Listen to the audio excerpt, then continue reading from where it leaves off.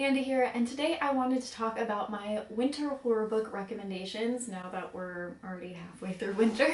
I was trying to get this video out in December and it didn't happen. So anyways, here we are now. Hopefully you can still, I don't know, find some recommendations in this video that are helpful. But basically what I did was I went to my used bookstore, I went to Barnes & Noble, and I found any book that had snow on the cover. And then I read them all and I was like, I'll just pick out the ones that are my favorite. And honestly, every book that I bought was fantastic. So let's just start. The very first book that I want to talk about, this one's actually a novella, and this is called Who Goes There? This is by John Campbell. And I've actually talked about this on my channel before. This is the novella that the movie The Thing is based off of. A few years ago, I did a movie versus book comparison, so I'll leave that linked down below in the description if you guys are interested in checking that out.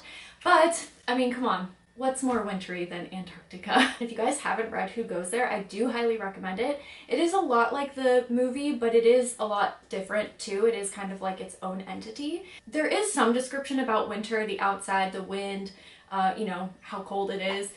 It doesn't focus a crazy amount on that. It is, obviously does revolve around the Thing being loose and trying to take over the world, but there's definitely some description of the cold. Ooh. So, for example, at the surface, it was white death, death of a needle-fingered cold driven before the wind, sucking heat from any warm thing, cold, and the white mist of endless, everlasting drift, the fine particles of licking snow that obscured all things. So it's a fantastic story. I believe this was written in the 30s. I think it was first published in 38. Yeah, 38. So really interesting to just kind of see where the movie came from. If you guys love The Thing, you'll love this. This is definitely more of a science fiction. Like, I know the movie's science fiction too, but there are more science fiction components, especially at the end of the novella, than there are in the film. It does lean more that way, but highly recommend if you guys haven't picked this up. Again, you guys can watch my comparison down below. But I really wanted to recommend this one because, I mean, come on, it's Antarctica. The next book that I read was Dean Koontz's Mr. Murder. This is the first Dean Koontz book that I ever read, and thank you guys so much. A few videos back, you guys gave me tons of great titles to read from him, so I will definitely check those out next time I go to my local bookstore because I just love this book. It was so fantastic. It was so well written. So it's about a man named Marty, and he is a writer, a horror writer, and there's another man who's an assassin. We come to learn that they look the same. Like, they might be twins, they might, I don't know, they look very much the same. They live very different lives, and the juxtaposition between the two is quite interesting because Marty is a family man, loves his children, loves his wife, and then this other guy is this assassin who just destroys people and doesn't care about anything. What ends up happening is that Marty has this impending sense of doom, and then this other Marty has this sense of emptiness, like something's missing. And so he's drawn to Marty, the horror writer. He sees that they have the same face and he's like, oh, that man stole my life. That's why I'm so sad. So then the entire book, he's just kind of trying to figure out how to get his life back. And the reader is left trying to figure out what is happening. This one actually reminds me of the Wes Craven book that I read also this year. So if you guys have read that one and you liked that, you'll probably enjoy this one too. Fantastically well written. I really had no idea how good of a writer Dean Koontz was. I mean, I probably should have known considering he has, you know, an entire bookshelf of books. And I know that people do enjoy his work, but this was my first experience with him and I loved every second. One thing I really loved about this book was, you know, in like horror movies or horror books, anything that could go wrong does go wrong, usually. But in this one, there's a lot that goes right. There's a lot that the protagonists of the book experience that could have gone way worse. And so this was really refreshing to read. It just felt different than a typical horror book in that he has an assassin after him. Things could go wrong pretty quickly, but they do definitely have luck in their corner for a good portion of this. The whole book is like cold, rainy. It does take place in December, like I said, but then eventually there is a ton of snow, and at the end, like the final showdown happens where it's really cold, really snowy, and that definitely plays into the end of the book as well, which is why I had to include this one. It says, read highlighted bit near end, leaving clues for my past self. Oh, maybe this is it. Oh yeah, okay, this is a good quote. The night was filled with white flakes, as if the day had not merely faded, but shattered into an infinitude of pieces that would drift away forever through an unending darkness. Ah, so wonderful. So again, fantastically written. I highly recommend this. If you guys haven't picked this up, I really did enjoy it. The ending was wrapped up really nicely. I really loved this. Great book. Okay, the next one. Oh yes, oh yes, oh yes. This is called An Unwanted Guest, and this is by Sherry. I don't know if it's LaPena or LaPena, I'm not sure. But here's the thing, I bought this book, then I went to the car after I bought it and I looked and I noticed the writer, and I had read a book of hers this year that just wasn't for me. Not that it was the worst book, or I'm not saying that at all. I'm just saying it was not a book for me. So had I known it was the same writer, I probably wouldn't have bought it, and then I would have missed out on this. So this is just like a good reminder that if you read a book that's not particularly for you, don't just write off that author, because I loved this book. This was so fun. Basically, it's like a whodunit type novel where there are people who all go to this, what do you call that thing? Hotel. Yeah, hotel. In the middle of nowhere to kind of disconnect from everything. And all the guests don't know each other. I mean, there's like a couple here, a friend group here, a single person here, but nobody knows each other. And we end up finding out little pieces of each person's past life through conversations or what have you. And then when people start getting offed, everyone kind of turns against each other and is fearful. The thing is I was thinking about this because unlike The Thing, there's already camaraderie behind that. So in the book specifically focuses on pointing the finger at other people, especially a certain section of it.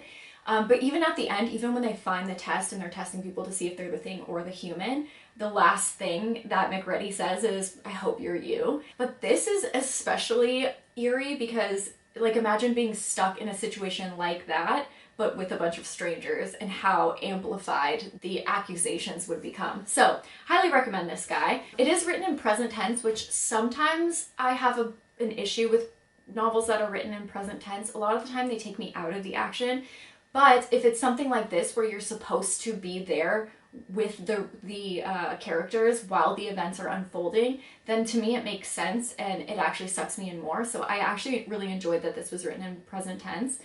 And I liked the introduction of people. So it goes from like this person, that person, this person. Another thing with whodunit type books, usually there's this really intense climax where you're like, oh my gosh, who is the killer? And then it's revealed and you're like, oh, okay. For me, the endings are usually like, no, I don't really need to read the next 15 pages because like Bob did it, who cares? But this one wasn't really like that. There are some fun twists in there. So yeah, I really liked it. It was fun. It does a great job of using each of the characters' past and suspicions of one another to cast doubt in the reader's mind as well. So, highly recommend this guy. Oh, and then also, sorry, I totally blew over the winter aspect of it. There's a huge winter storm that blows out all of the electricity, and there's probably this one has one of, not the most, but a lot of description of the wind outside, the snow, the storm, the sleet, the ice, all of that is definitely involved throughout the whole story, so it's a fantastic one to read during winter. And I like how all of the books, now that I'm thinking about, all the winter books that I picked were snowy. I live in LA. It doesn't snow here at all. I do not even associate winter with snow, so that's kind of funny that that was my choice, but whatever. Okay, the next one, I mean, I'm just gonna bring this up. Stephen King, The Shining. I mean, I don't think I need to talk about it. You guys all know what happens. They go to the Overlook, they're snowed in for the winter, and then shit goes down. But this one obviously is a fantastic one to read during winter. But to be awesome, what?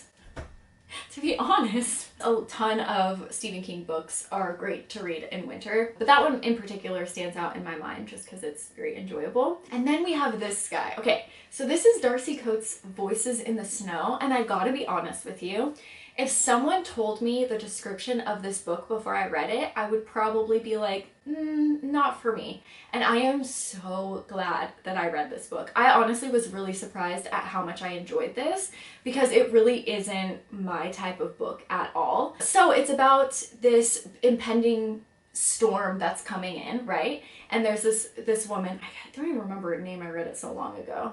Claire, yes, that's her name. So Claire is leaving her house to go and pick up her aunt to go to her sister's house to wait for this like huge storm to blow over. But there's also some weird things that are happening, and there are these dead zones that are popping up throughout the world. And basically anybody who's in the dead zone can't contact the outside world, and anyone who enters the dead zone never comes back out. So there's a lot of speculation as to what's going on. And it seems like, I don't know, it kind of, in the beginning, to be honest, the first like 10 or 15 pages, I was like, oh, this is gonna be, I don't know, like I felt like I've read it before. I'm like, this is gonna be like like Cloverfield, the one where she gets trapped, you know what I mean? Or something like that, or like Misery, where weird things seem to be happening, but then she gets held captive. I don't know. I honestly misjudged this book so badly, and I'm really glad I stuck with it because I really enjoyed it. So essentially what happens is Claire does end up waking up in a location because her car crashes, and she meets a man who is taking care of her. I don't remember the man's name either. I'm really sorry. This is a horrible book review. He's a stranger. I don't know. That's what the back says. The stranger seems nice. He's a stranger, and they're staying at this large manor. And as time progresses, she starts realizing that she may actually be in one of the dead zones. I'm very intrigued why this is in the horror section, because it's more, I feel like, of a romance than an actual horror story. Like, there are definitely things that happen. I don't know, but it is a very, like, romance-heavy story, which I'm not a huge romance person at all. That is not what I enjoy reading, but it was written in such a way that made you, like, love the characters and see their relationship build. I don't know, it was so interesting. But anyways, the ending is even a little odd because I don't want to give too much away, but even the end, like, boss, the monster boss, you know, it's not what I would typically read in a horror book. Like, it's honestly not a story that I would enjoy, but I enjoyed it so much.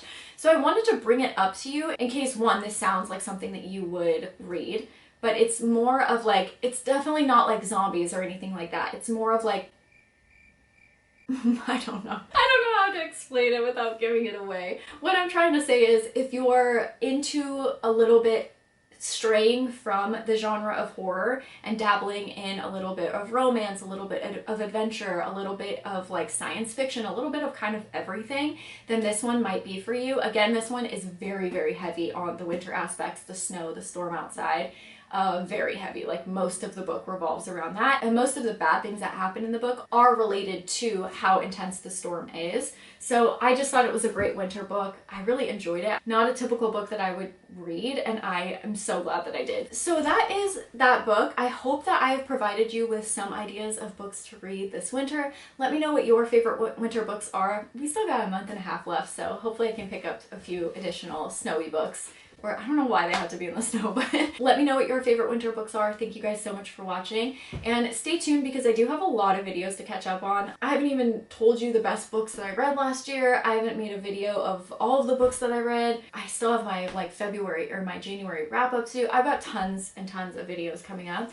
So stay tuned if you're interested for that. I also have a really, really fun video that I've been working on. So I'm hoping to get that one up like maybe this weekend or next week. Fingers crossed. It's taking me a little bit longer than I thought it would, but it's going to be fun once it comes out, hopefully. So I hope you enjoy that, and I will see you guys next time with another horror video. Bye, guys.